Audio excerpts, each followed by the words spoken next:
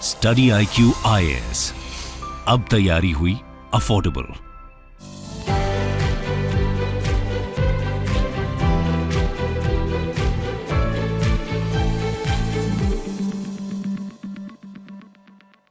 नमस्कार दोस्तों, आज सुबह नेशनल इन्वेस्टिगेशन एजेंसी और ईडी के द्वारा इन्फॉर्म किया गया कि देश के अंदर एक मैसिव ऑपरेशन चलाया जा रहा है टेररिज्म को रोकने के लिए। ये आप देख सकते हो, over 100 PFI members arrested from across India as NIA ED crackdown on terror links. तो यहां पर NIA और ईडी का कहना है कि देश में जो टेरर लिंक्स है उसको हम खत्म करना चाहते हैं और इसकी वजह से एक बहुत बड़ा ऑपरेशन जिसमें कई जगहों पर 10 से भी ज्यादा राज्यों में यहां पर रेड किया जा रहा है। तो इसको डिटेल से समझेंगे। यहां पर हम देखेंगे कि ये जो PFI है, that is popular front of India, ये एग्जैक्टली है क्या, कैसे बना, इसके ऊपर आरोप कैसे लगते हैं, बीजेपी और कांग्रेस के बीच में इसके लेकर मतभेद क्यों होता रहता है, काफी कुछ जानने को है। चलिए आगे बढ़ते हैं, लेकिन उसके पहले ध्यान रखिएगा दोस्तों, अगर आप यूपीएससी की तैयारी कर रहे हैं, आपके पास अच्छा मौका है हमारे साथ जुड़ने का, क्योंकि 30 सितंबर से बैच स्टार्ट हो रहा है यूपीएससी का, जिसके अंदर जो पूरी तैयारी है प्रीलिम्स और मेंस की वो आपकी कराई जाएगी। और ये सिर्फ आपको मिल सकता है 19,000 में by using the code Ankit live हमारे वेबसाइट और ऐप पे जाके। और इसके अंदर आपको 900+ hours of live teaching, notes दिए जाएंगे, आंसर राइटिंग प्रैक्टिस आपके मेंस एग्जाम के लिए, प्रीलिम्स के लिए कई सारे फीचर्स हैं और एक मेंटरशिप भी मिलेगा। मतलब कि यहां पर आपके साथ मेंटर पूरे जर्नी में रहेंगे। कभी भी कोई भी दिक्कत है, प्रॉब्लम है, आप अपने मेंटर से पूछ सकते हैं। इसके अलावा अगर आपको MCQs अटेम्प्ट करना है तो मेरे इंस्टा पेज पर जाइए, वहां पर स्टोरीज में जितने भी MCQs हैं उसको आप अटेम्प्ट कर पाएंगे। चलिए शुरुआत करते हैं और सबसे पहले देखते हैं एग्जैक्टली अभी हो क्या रहा है। जैसा कि मैं आपसे कह रहा था, नेशनल इन्वेस्टिगेशन एजेंसी, याद रखिएगा 2008 में जो 26/11 अटैक हुआ था उसके बाद इसको फॉर्म किया गया था। तो इनके द्वारा नेशन वाइड पूरे देश भर में मैसिव सर्च ऑपरेशन चलाया जा रहा है। मतलब कि लोगों को ढूंढा जा रहा है in connection with anti terror activities. यहां पर आप देख सकते हो, इसको बताया जा रहा है कि it has been the largest ever.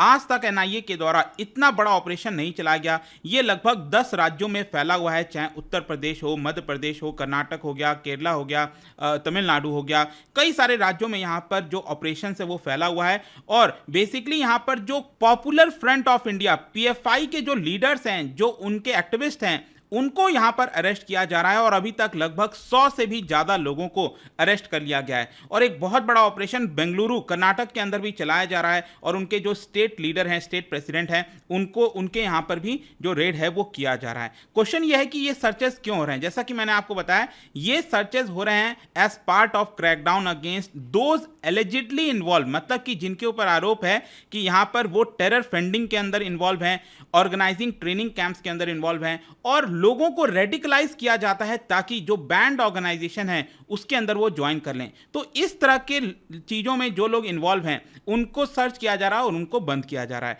यहां पर इसको देखते हुए जो PFI है, पॉपुलर फ्रंट ऑफ इंडिया, उन्होंने स्टेटमेंट जारी कर दिया और ये कहा कि जो फासिस्ट रेजिम है इस समय देश के अंदर, हम उसके अगेंस्ट प्रोटेस्ट करते हैं। यहां पर हमारे वॉइसेस को दबाने की कोशिश की जा रही है। खैर जो भी है, हमारे लिए जानना जरूरी है कि यहां पर PFI जो पॉपुलर फ्रंट ऑफ इंडिया है वो एग्जैक्टली है क्या, मतलब कि कब ये बना, उसके ऊपर आरोप क्या होता है। देखो 2007 में इसको बनाया गया था। इनफैक्ट आपको याद होगा, पहले एक ऑर्गेनाइजेशन हुआ करता था जिसको हम सिमी बोला करते थे। सिमी का मतलब है student Islamic movement of India.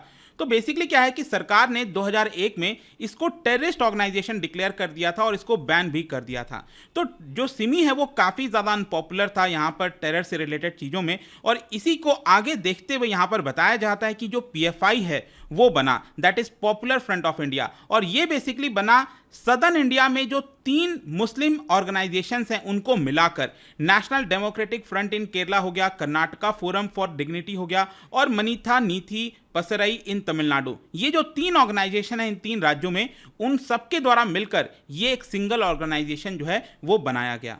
और स्पेशली कर्नाटक में अगर आप देखोगे तो कांग्रेस हो गया, बीजेपी हो गई, जेडीएस हो गई, वो आपस में ही यहां पर भिड़ते रहते हैं और कहते हैं कि एक प्रकार से एंटी पीपल जो पॉलिसीज हैं जो कि इन पार्टीज के द्वारा चलाई जाती हैं उसके खिलाफ हम यहां पर लड़ रहे हैं। जो मेन स्ट्रीम पार्टीज हैं, चाहे कांग्रेस हो, बीजेपी हो, वो एक दूसरे पर आरोप लगाते रहते हैं कि आप PFI के साथ मिले हुए हो और यहां पर जो मुस्लिम वोट है उसको आप लेने की कोशिश कर रहे हैं इलेक्शन के दौरान। इसके ऊपर भी मैं बाद में आऊंगा क्योंकि इसको हम डिटेल से चर्चा करेंगे, लेकिन मैं आपको बता दूं PFI जो पॉपुलर फ्रंट ऑफ इंडिया है वो खुद से कभी भी इलेक्शन नहीं लड़ता है। ध्यान रखिएगा, ये खुद से कभी भी इलेक्शन नहीं लड़ता। तो करता क्या है, देखिए इनका ये कहना है कि जिस तरह से देश के अंदर जो हिंदू से रिलेटेड कई सारे ऑर्गेनाइजेशन आपने सुना होगा, जैसे आरएसएस हो गया, वीएचपी हो गया, हिंदू जागरण वेदिके हो गए, ये सब जो हिंदू कम्युनिटी के लिए करते हैं, वही चीज हम यहां पर जो मुस्लिम कम्युनिटी है उनके लिए करते हैं, ऐसा पीएफआई का कहना है। ठीक है, उनको यहां पर जो हक दिलाने का काम है वैसा हम यहां पर कोशिश करते हैं, ऐसा ये लोग का कहना है। लेकिन मैं आपको बता दूं कि देश के अंदर जो हमारी एजेंसीज हैं उनको बहुत बड़ी समस्या फेस करनी पड़ती है, क्योंकि ये जो ऑर्गेनाइजेशन है ना, पॉपुलर फ्रंट ऑफ इंडिया, ये अपने मेंबर्स का कभी भी रिकॉर्ड नहीं रखता। और इसकी वजह से क्या होता है, इनके जब भी कोई मेंबर्स गलत काम करते हैं, टेररिज्म में कोई पर्सन पाया जाता है, तो एजेंसीज जो है वो यहां पर उन लोगों को इससे लिंक नहीं कर पाती, क्योंकि यहां पर इनके द्वारा कभी भी कोई रिकॉर्ड ही मेंटेन नहीं किया जाता कि इनके मेंबर कौन है, क्या है, और इसकी वजह से बहुत बड़ी दिक्कत आती है।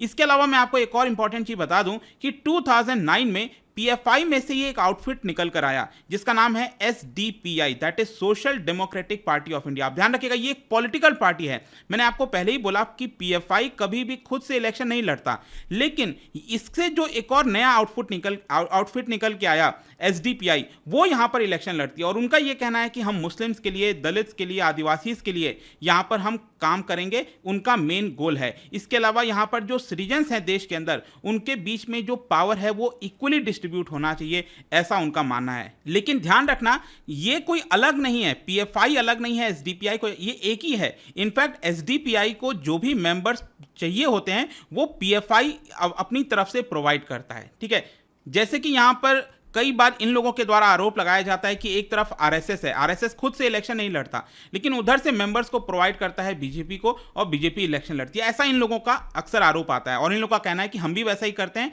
कि हम ये ऑर्गेनाइजेशन है पीएफआई, और यहां पर इनके द्वारा, एसडीपीआई के द्वारा जो इलेक्शंस हैं वो लड़ा जाता है। लेकिन मैं आपको बताऊं तो जो पीएफआई है उसकी जो कंट्रोवर्सीज हैं अक्सर आपको केरला के अंदर देखने को मिलेगी। जो सबसे ज्यादा विजिबल प्रेजेंस है पीएफआई का वो केरला के अंदर है, और केरला के अंदर लगातार इनके ऊपर आरोप लगा है कि इन्होंने मर्डर किया है, दंगे फसाद किए हैं, इंटिमिडेट किया है लोगों को, और साथ ही साथ इनके कई मेंबर्स टेररिस्ट ऑर्गेनाइजेशंस के द्वारा डायरेक्टली लिंक्ड पाए गए हैं। ठीक है, तो ये केरला के अंदर जो पीएफआई है उसके ऊपर बहुत सारे कंट्रोवर्सीज हैं। इनफैक्ट मैं आपको बताऊं, जब कांग्रेस की ही सरकार थी 2012 में केरला के अंदर, तो उनके द्वारा खुद बोला गया था हाई कोर्ट में कि PFI is nothing but the band outfit of Simi. जो सिमी बैन हुआ था ना, उसी का ही एक प्रकार से आप आउटफिट कह सकते हैं अनदर फॉर्म में।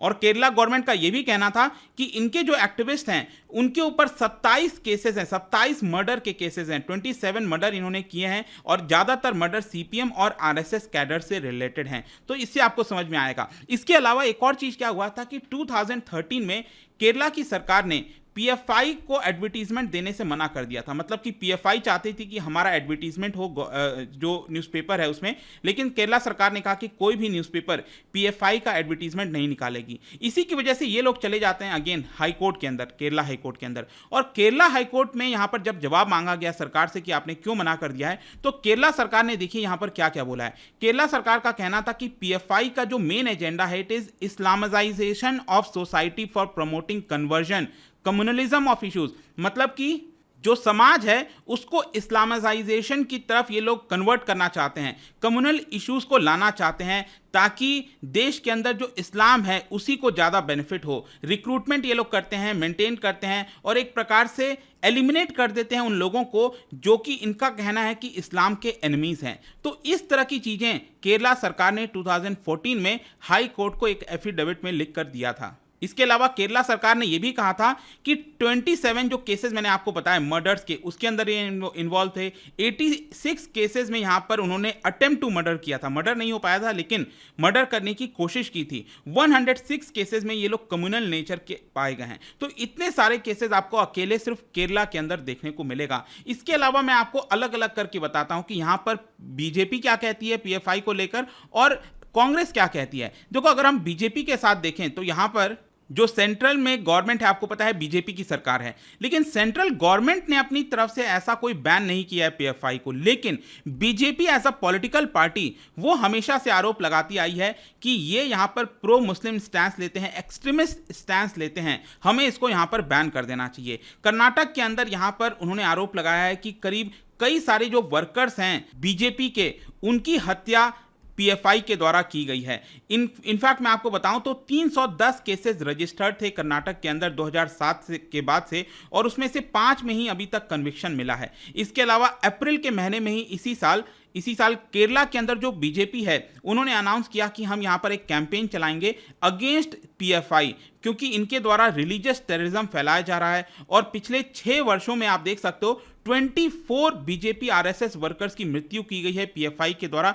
ऐसा बीजेपी जो स्टेट प्रेसिडेंट केरला के अंदर, उनका यहां पर कहना है। जहां तक कांग्रेस का सवाल है, देखो कांग्रेस यहां पर आरोप लगाती है बीजेपी के ऊपर कि आपकी एक बी टीम है ये। क्योंकि क्या होता है कि उन जगहों पर जहां पर कांग्रेस जीत सकती थी मुस्लिम वोट के साथ, लेकिन क्योंकि यहां पर एसडीपीआई, मैंने आपको बताया ये पार्टी आ गई एसडीपीआई, और इससे क्या करते हैं कि जो मुस्लिम्स के अंदर वोट है वो बिखर जाता है, और यहां पर कांग्रेस भी हार जाती है और जो एसडीपीआई है वो भी हार जाती है और बीजेपी जीत जाती है कम्युनल टेंशन्स की वजह से। और इसीलिए इनफैक्ट ये भी बताया जाता है कि 2018 में यहां पर जो कांग्रेस है, शायद उन्होंने एक डील भी क्रैक किया था एसडीपीआई के साथ, और इस डील के तहत ये कहा था कि कई जगह जो कॉन्स्टिट्यूएंसीज हैं जहां पर एसडीपीआई चुनाव लड़ने वाली थी उनको विड्रॉ करा दिया, ताकि जो भी पूरा मुस्लिम्स का वोट है वो डायरेक्टली कांग्रेस को चला जाए। तो ये सारी चीजें आपको देखने को मिलेंगी। इनफैक्ट 2013 में जो कांग्रेस पावर में आई थी तो बताया जाता है कि जो सिद्धारमैया की सरकार थी उन्होंने बहुत से जो केसेस थे एसडीपीआई के ऊपर, पीएफआई के ऊपर,